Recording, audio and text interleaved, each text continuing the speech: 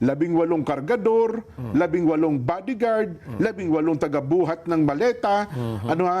At pagkatapos, ito po ay sinang-ayunan pa ng mga tagapagsalita ng hukbong sandatahan ng ating bansa, AFP, at saka ng Philippine Marines. Hindi, mali ka doon. Opo. Ang nagpasimula ng initiative para hindi sila kilalanin na ex-Marines o Opo. ex-soldiers, ay yung mismong Armed Forces of the Philippines. Ang AFP po mismo. Nabasa ko sa dyaryo eh. Oho. Ang kanilang panawagan ay ipinadala sa mainstream media. Ah, okay. Opo. So, ngayon, kaya Huwag ka makikita tawagin mo, ganun. Oho. basahin mo lahat ang mga column sa sa mga dyaryo ngayon. Opo. Nang dahil sa pakiusap na 'yon, ay hindi na nila tinatawag na ex-Marines or ex-soldiers. Opo. Kung hindi, tinatawag silang... ngayon, makikita mo. Ex-bodyguards na. May nakalagay. Ang yan ang tawag. Mga bodyguards, bagmen, Opo. Maleta man. Kargador, maleta Kargador. man. Opo. sa mga kapatid, ang media, ito ibawi ang taong bayan. Naisip din nila masasapanganib sila. Kagaya ngayon, itong kalagayan nila ngayon, maaari silang makulong lahat na kung ano yung ginawa kay Gutesa. Totoo po. Yun din ang gagawin. May president na ito Oho. Pero kahit ganun, nasasalamin nila na malalagay sila sa katakot-takot na problemang legal at kung iba ay pananakot at lahat na. Pero nagpasya pa rin na gawin nila ito Oho. Pagkatapos, makikiusap ang Armed Forces, huwag nyo nang tawagin na ex-Marines. Mabigat yun, ano? Hindi ba? Oho. San, bago lang tayo lumipat ng paksa, ano ba sinasabi nitong binabanggit ninyo na retired Supreme Court Associate Justice na ito ang lagi niya. Gulo, ano? Opo, ipinamamarali niya siya sa tao Ito nga, kasi nga, ang pinipilit nila dahil nga nawawala si Senator Bato, nagtatago, at yung isa naman ay pansamantalang nakapiit dahil nga sa kasong ipinataw sa kanya, sinasabi niya, automatic yung dalawa naaalis doon sa basis ng determination ng quorum. Okay. Kaya kapag ka sinang-ayunan mo yung kanyang proposition, ang panggagalingan na lang ng quorum, parang ang denominator ni Kuya Benny, 22 na lang. 22 na lang. So kapag ka 22, pwede ng 11 ang quorum. Kung mo 12 yung ginawa nila nung mga nung magkasama June 4. namin, Opo. okay na yun, Ano sabi isang araw? niya. Opo, doon sa linggo pala. Hindi ko nga maintindihan po kung bakit ganitong magbigay na ng opinion nitong taong ito na siya pa naman nagsasabi sa sarili niya, siya ang pinakamagaling na abogado sa buong Pilipinas. Pinakamatalino ata Oo. ito.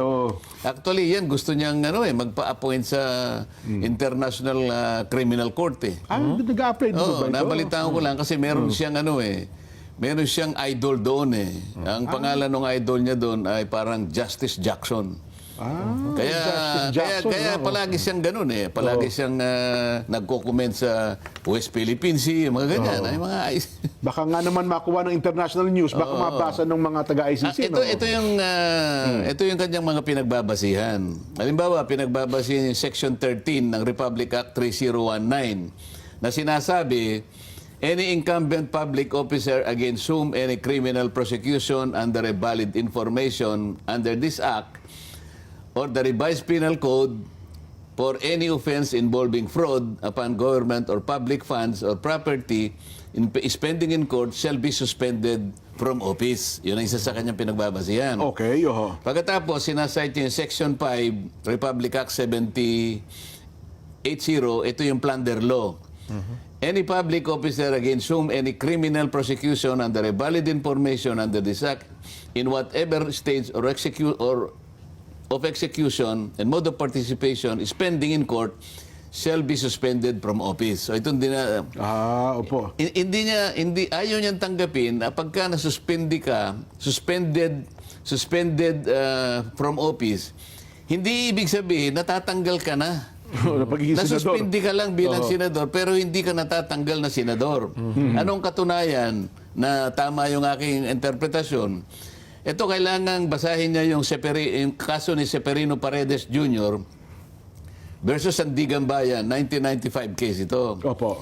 Sinasabi rito, suspension under Section 16, 3, Article 6 of the Constitution and the rules of the House of Representatives is a penalty Aha. Whereas suspension under RA 3019 is not a penalty but a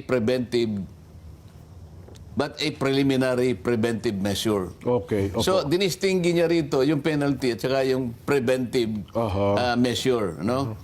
Ngayon, kapag binasa mo pa yung Albino versus Comelec 2009, ito ang sinasabi. An official under preventive suspension is barred from performing the function of his office and does not receive salary in the meanwhile, but does not vacate and lose title to his office. Opo. Such temporary incapacity does not interrupt an elective official's term of office.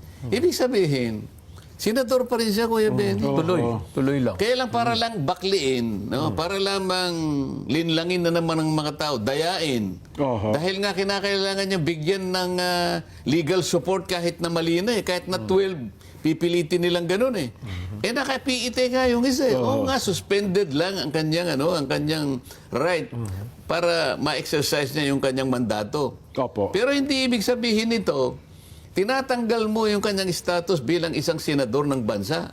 Oho. Sa kaya ang basis, 24 pa rin. Huwag ninyong ipipilit yun. Nananatili siyang senador. Nananatili yung 24. Ngayon, kung halimbawa, nilalayo ng mga pangyayari, nahuli si Senator Bato. Ayan, opo. Alam mo naman, Kuya Benny, kapag nahuli ba si Senator Bato, saan siya dadalhin? Sa dahig. Dahig na yan. Nakita mo naman. Diretso. Ngayon, yung pagka-dehig, malayo na sa bansa natin. Oo, nasa labas na ng Wala nang jurisdiction. Wala na jurisdiction. Kaya yung tinatawag na coercive power o ng coercive Senado. jurisdiction ng Senado, napuputol na yun. nawawala sa kanya. O di 23. Opo. O pwede na yung 12. Ah. Yan ang gusto nilang panindigan. Oho. Yan ang gusto nilang panindigan. Ayaw nilang maghintay. Alam ko naman, makukuha naman nila nito, Jen. Ha? Ganun ho ba? Sa malaot madali, Pwede po, wag. makukuha naman nila ito Pero sana man lang, daanan naman nila, kumbaga sa nanliligaw, Kuya Benny. Oho. Ikaw pa, Kuya Benny, kasi maganda ka lalaki. Ay, oo. Si Kuya Benny po nililigawan. Sa dami ng nililigawan mo, at minsan ikaw ang nililigawan. Oo. Dadaanin mo naman sa magandang pakikiusap. Oo naman. Ang totoo niyan, hindi lang yung dalagang nililigawan mo ang pinakikisamahan mo ng mabuti. Pati mga parientes niya, Kamag-anak, kamag-anak, pamilya. Oo naman po. At sabi nga, Ultimo kasambahay nga eh. si Kuya Benny, di ko makalimutan yung salita niyan. You have to put your best foot forward. Wow. Tirada niyan ganyan. Tama naman yan Oho. Paano mo masusungkit naman yung babaeng Yung kanyang matamis na oo. nilulunggati mo? Ang lalim nito. Kumbaga Yan ang salita niya kasi. babrasuhin mo. Babrasuhin mo ba? Ay, hindi pwede ho. Di kausapin mo yung mga miyembro. Mapaniwala mo silang lahat. Oho. Hindi yung ganito na brasuhan naman. Kaya ang banggit namin, power grab naman. Huwag naman ganon. Wag shortcut. Huwag shortcut, huwag mong i-abbreviate. Ipipilit mo yung 12. Sino maniniwala sa'yo kung hindi yun lamang gusto mandaya? Pero Pagsamantala, sa kasalukuyang nagaganap ngayon sa Senado, ano pa ho kaya ay nakikita natin na sinasabi na ang huling maaring hantungan nito yung Korte Suprema na, no? Yung grupo po ng Cayetano wala po bang Hindi, ang hakbang na ganon? nagsuggest ng Korte Suprema yung dating presidente ng Senado, yung kaibigan ni Jen. Sino po yan? Yung kaibigan mo taga Iloilo. Si Franklin Drilon. Kagit nga. Kasi manwa ko yan mo. Di ba? Opo, kababayan ko yan. Opo. Baligtad Nag-power grab kayo, alam mo namang illegal ang ginawa mo. Okay? Si Alan Cayetano, wala siyang dapat gawin kasi siya yung legal Oho. Legal Bakit si Alan Cayetano ang pupunta sa Korte Suprema? Kayo pupunta sa Korte Suprema, patunayan ninyo Na sila ang totoo. na ang ginawa nyo ay totoo. Alan Cayetano doesn't have to do anything. Oho. Kasi nananatili siya doon sa paniwala at doon sa aming pinagsama-samang paninindigan, ikaw pa rin ang Senate President. Unang-una, Hindi nga sila nakapag-elect ng Senate President eh. Kaya kanina balik-balikan natin. Oho. Nagawa nyo nang i-elect yung tatlo eh. Pro tempore, secretary, tsaka sergeant at arms. Kung inaakala ninyo na yung ginawa nyong pag-elect sa Secretary, Sergeant at Arms, at saka President pro tempore ay talagang valid na valid, kagaya ng sinasabi ng inyong tagapanalig Oho. na napakaraming mga dekano ng lahat ng mga law schools. Opo. Ba't hindi nyo nagawang i-elect yung Senate President?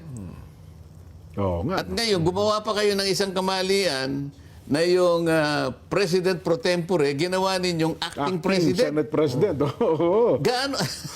ang mga Pilipino, Kuya Benny, maniwala ka sa akin, nakakapag-analyze yan. Oho. Yung logic na lamang po, yung lohika na lang, ang sundan po ninyo, hindi po kayo mamamali dyan. At ngayon, pinipilit po nila na mag-resign. Oho. Isipin mo, dati kang Senate President. Dalawa yata o tatlong naging Senate President. Tatlo, oo. Mag-resign ka na lang, sabi. Oho. Kapag pinagre-resign mo ang isang tao, Kuya Benny, siya pa rin, di ba? Ay, siyempre ho. Ibig sabihin, meron siyang pwesto Meron siyang pwesto. na pagre-resignan. Hindi mo siya pwedeng pag-resign. Kung hindi siya... Kung wala na siya, Kung kung hindi na hindi siya- mo na siya kinikilala. Oo, yan ang lohika po. Yan po yung madali pong isipin yan, mga kababayan. Huwag na po kayong palilin lang doon sa mga nagsasabing sila na po ang pinakamagaling na abogado sa kanila na po yun. Bigay na po ninyo sa kanila yun. Oho. Pero nung isang, pero kayo naman, kahapon nata, linggo o sabado, naglabas din po ng kanyang official statement si Senadora Loren Legarda na nagsasabing yung pagiging Senate President pro tempore ay hindi rin pwedeng mapalitan kasi kulang. Tama diba? siya. Kulang pa rin po sa numero eh. Tama siya. At saka yung Blue Ribbon, hindi nila nakuha yun. Oho. Kasi nung gumawa nga sila ng aksyon na ganon, Opo. 12 lang sila.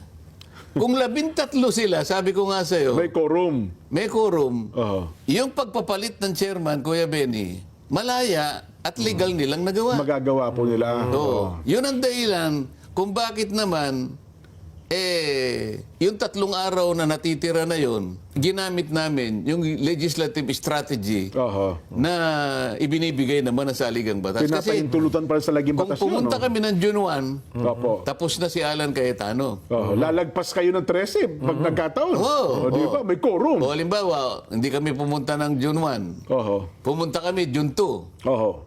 Patay din. Oo. Di ba? O Oo. June 3, ganun din ang mangyayari. Kasi 10 lang kayo. labing isa lang. Malaya at legal nilang mailulugso si Alan Peter Cayetano. Kapag ka Ngayon, kapag nagkagutuhan, ka talo kayo. nagkaganon, yung in-announce namin June 4 na pagdinig ng Blue Ribbon Committee, Oho. hindi na matutupad kahit kailan. Ayun. Yun ang pinrotect namin, hindi yung sarili namin. Oho. Baka kala nila, yung sarili namin ang pinoproteksyonan namin. Hindi po.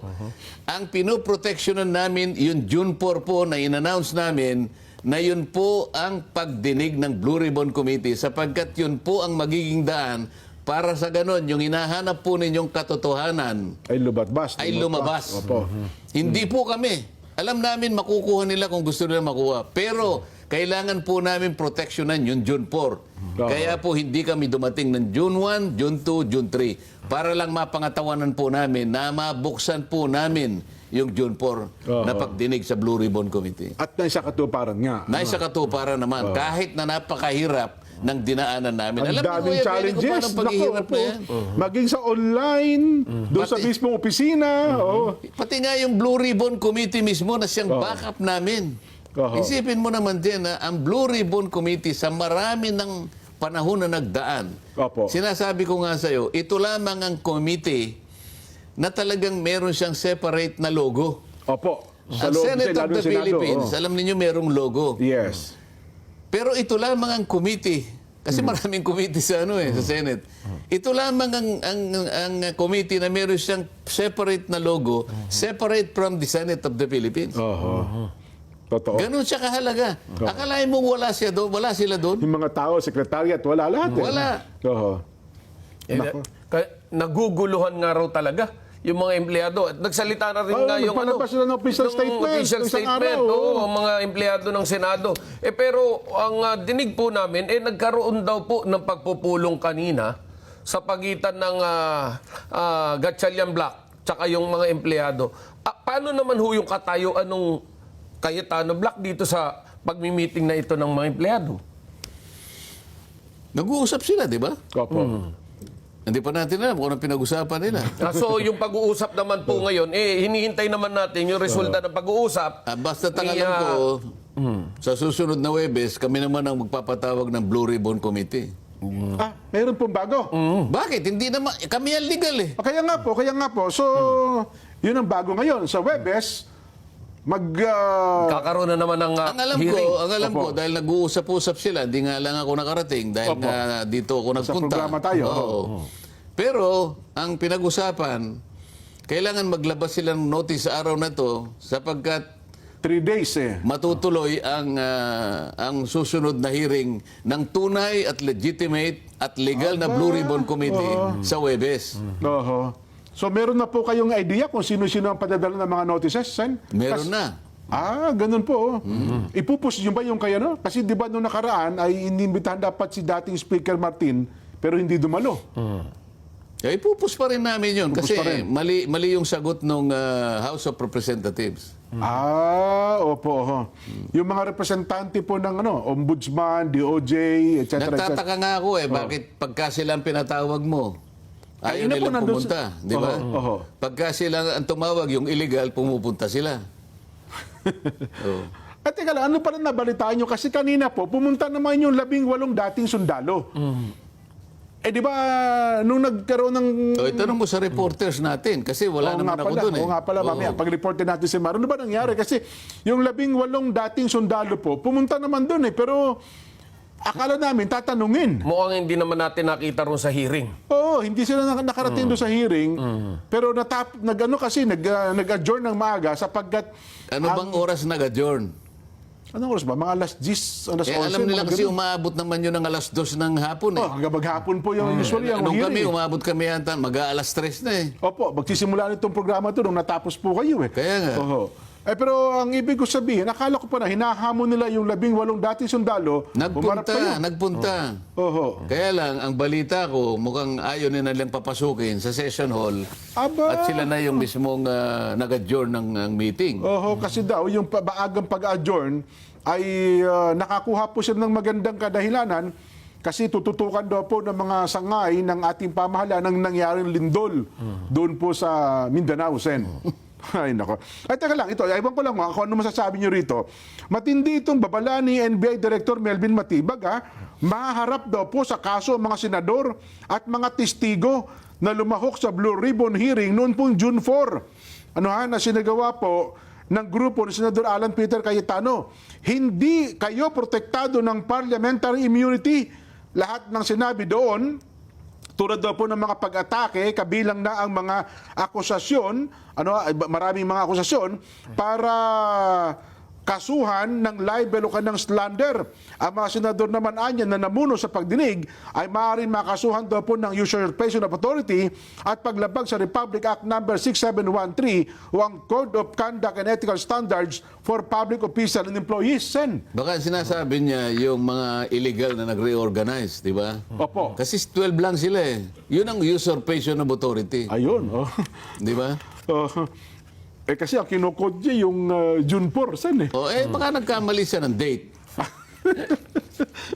Tandaan niya, Opo. abogado pa naman siya, patunayan niya na yung 12 ay legal ang kanilang ginawa. Yun ang maliwanag na usurpation of authority. Yeah. May sentimiento kasi, Sen, yung 18 dating sundalo. Ako lagi ko sinasabing dating sundalo kasi nililinaw pala ito ni Attorney Levy Baligod na yung 16 doon ay tauhan ng Marines pero meron natang 2 o bilang na hindi dating sundalo. Sabihin mo na lang na ex-soldiers. Yan, opo, 18 dating sundalo. Pero ngayon po, iba'y tinatawag na 18 kargador, 18 bodyguard, 18 tagabuhat ng maleta, At pagkatapos, ito po ay sinang-ayunan pa ng mga tagapagsalita ng hukbong sandatahan ng ating bansa, AFP, at saka ng Philippine Marines. Hindi, mali ka doon. Opo. Ang nagpasimula ng initiative para hindi sila kilalanin na ex-Marines o Opo. ex-soldiers ay yung mismong Armed Forces of the Philippines. Ang AFP po mismo. Nabasa ko sa dyaryo eh. Oho. ang kanilang panawagan ay ipinadala sa mainstream media.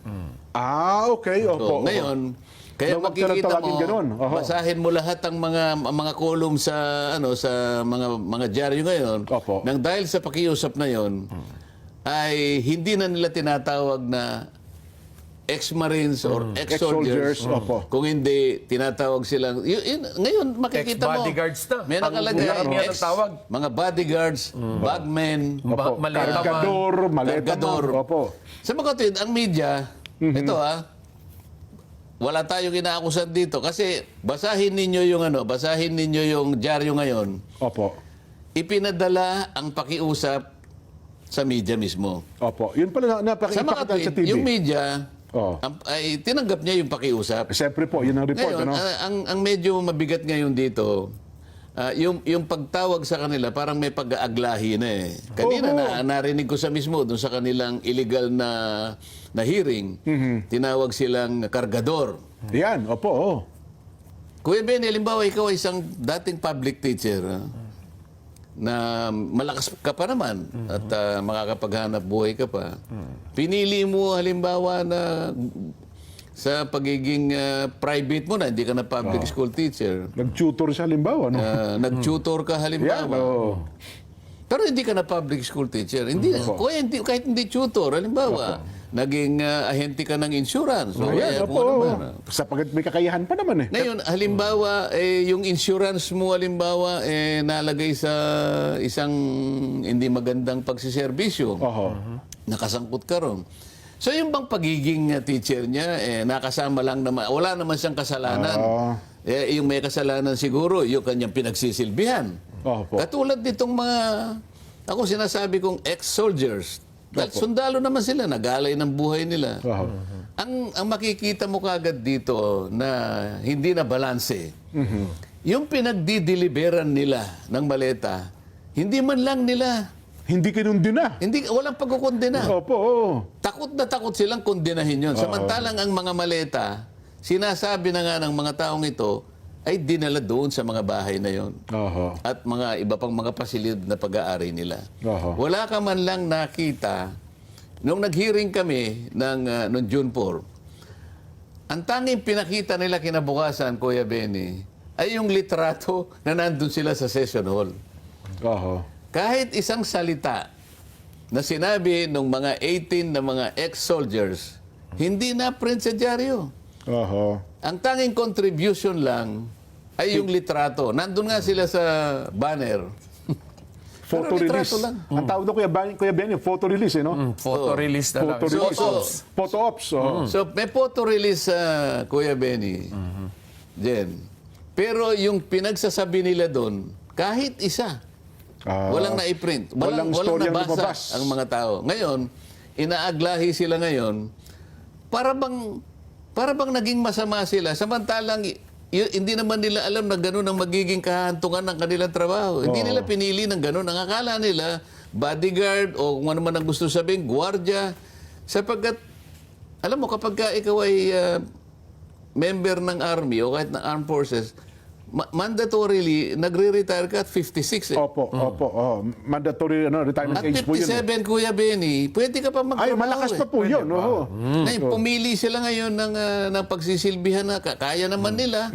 At palagay ko, nasa kanilang skill naman yung gawain na yun, Opo. maging bodyguard o kung ano man. Bigay proteksyon. Oh. Bakit inakala ba nila na pagdating ng araw, gagamitin pala sila na silang magdadala ng mali-malitang pera sa kanilang pinaglilingkuran? Oho. Na nung magpasya sila na ito, ibulgar nila, sila pa ngayon ang nalagay At kinukundin na pa ng sa kanilang masamang sitwasyon. Ano? sitwasyon. Oo. Itong pinagbigyan ng pera, itong pinaglagakan ng mali-malitang pera sa loob ng mahabang panahon, hindi man lang nila pinuntirya.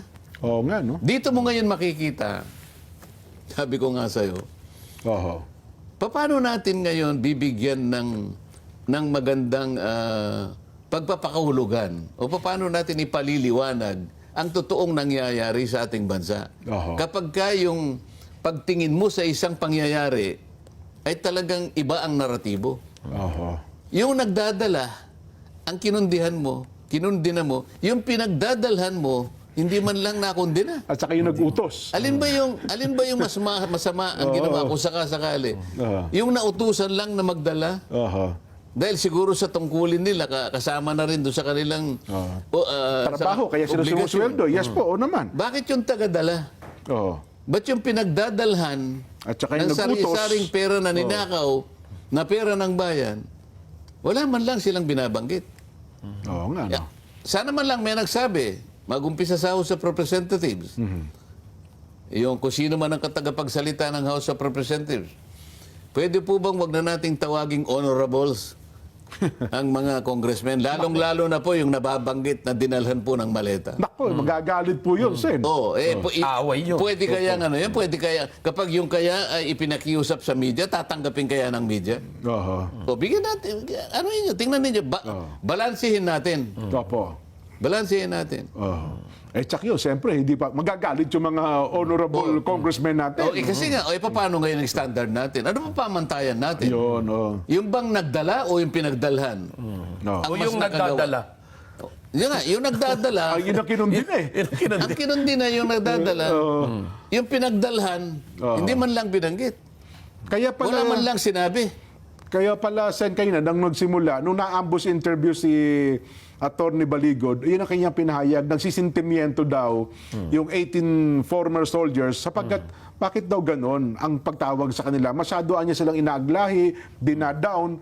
Masama ba niya yung ginawa namin na kami nagbulgar para sa taong bayan na doon sa nalalaman namin? Ayaw Akala pa ko nga ba- sabihin nga na bayani. Oh, yun. Ano kaya ang gusto nilang sabihin? Yung bang ginawa nila, hindi po ba nasangkot po sa peligrong kanilang buhay? Oho. Masasabi ba nyo na yung ginawa nilang pagbubulgar na yon, yung halos silang lahat ay naging whistleblower, yun ba simpleng gawain po yun? Oho. Hindi ba nalagay sa panganib ang buhay nila at ang buhay ng pamilya nila? Ay, tsak po yun. Pagkatapos pag tinawag mo silang bayani, alang-alang doon sa kanilang sakripisyo na ginawa nila yon dahil gusto nila na maayos nating maisagawa ang isang tapat na pag-iimbestiga para sa ganun mapanagot natin ang lahat ng may kasalanan. Yung ba sa inyo po ay hindi kabayanihan? Oho.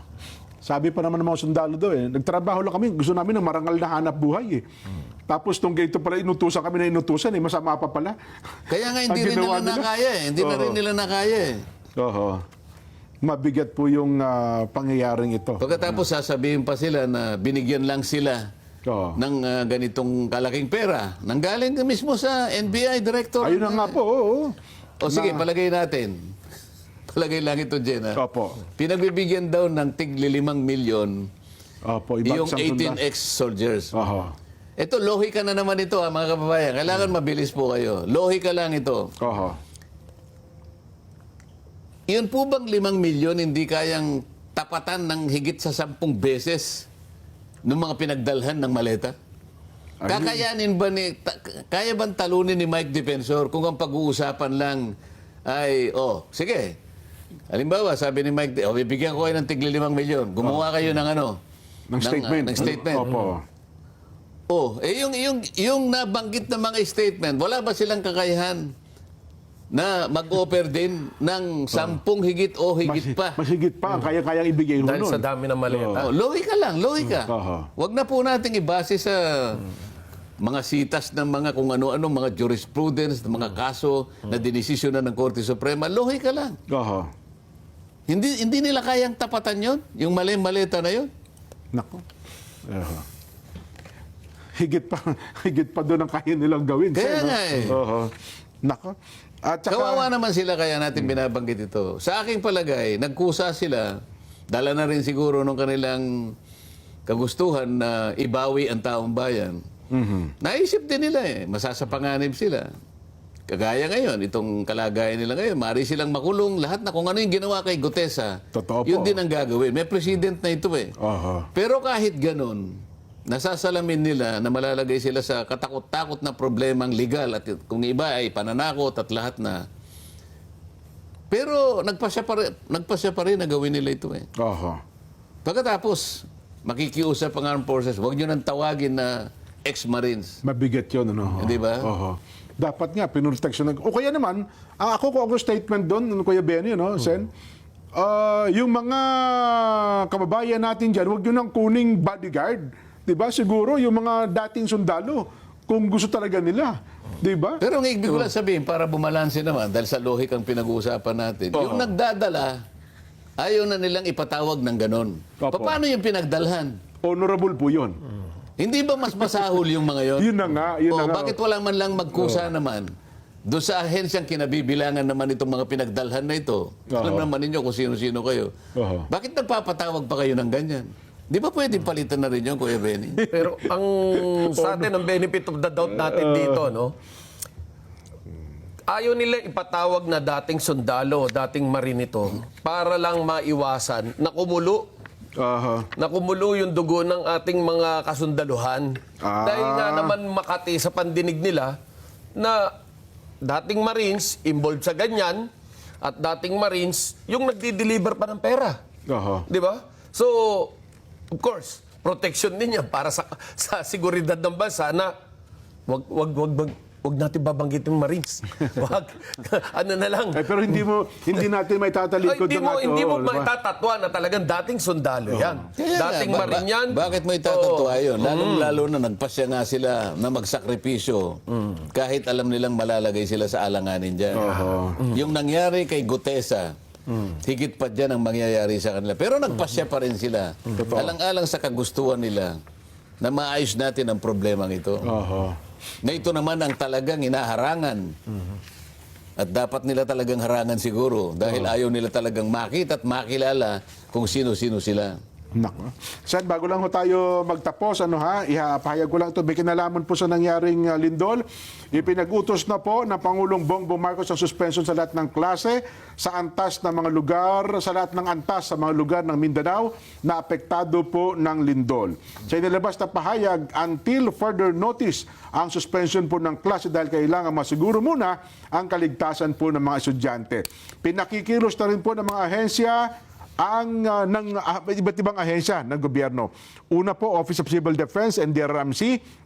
Nakikipagtulungan po sila sa Disaster Response Unit. Ang DSWD, pinatitiyak na po nakapreposition ang mga relief goods. Naka-standby na rin daw po ang DPWS para ma-assess ang pinsala ng kalsada, tulay at iba pang mga critical infrastruktura. At hindi rin sila handa rin naman sila sa mga clearing operation ng kalsada para po sa rescue at relief operation.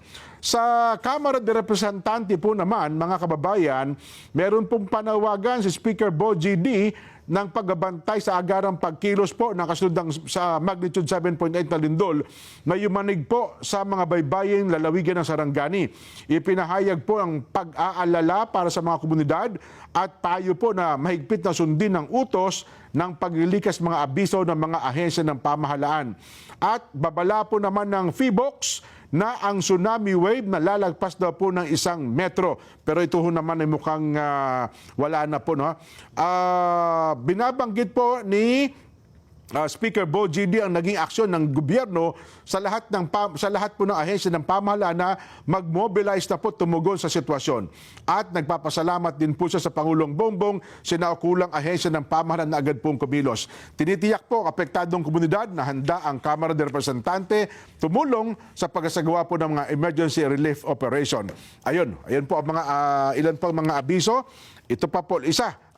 Inactivate na rin po ang Disaster Response Protocol para po sa mga apektadong lugar ng General Santos City at mga karatig na lalawigan. Ito daw po ay matapos ipag-utos ang agad na pagtugon ng lahat ng ahensya ng gobyerno sa nangyari pong paglindol. Ayan. Okay na tayo. Happy birthday muna sa araw na ito. Ludebina de Guzman Bugarin, mula po sa kanyang mga anak na si Lobel Bugarin at Joy Bugarin at mga apong si Felix Sac Bugarin. Happy viewing po sa mga nanonood mula po sa INC Secretariat Office. Ay, maraming pong salamat. Magandang hapon po sa inyo. Ang Kaed Pelayo pala, nag-text din sa atin. Kaed, magandang hapon po sa inyo. Kasama daw po ang ka Oliver de la Cruz at ganoon din po ang ka Fred at mga kalihim. Ayan. Kay Edpel, magandang hapon po. Maraming po salamat sa patuloy ninyong pagsubaybay sa ating palatuntunan. Kuya Benny, may mga babatiin ka rin dyan. Yes, bumabati rin si Direk June Selvido, si Jano Selvido, no? At sinasabi niyang ang linaw ng paliwanag ni Senator Marcoleta. Yan. Si Aida Flora nanonood din sa atin. And of course, yung mga kasama natin sa Lions Club. Ayan.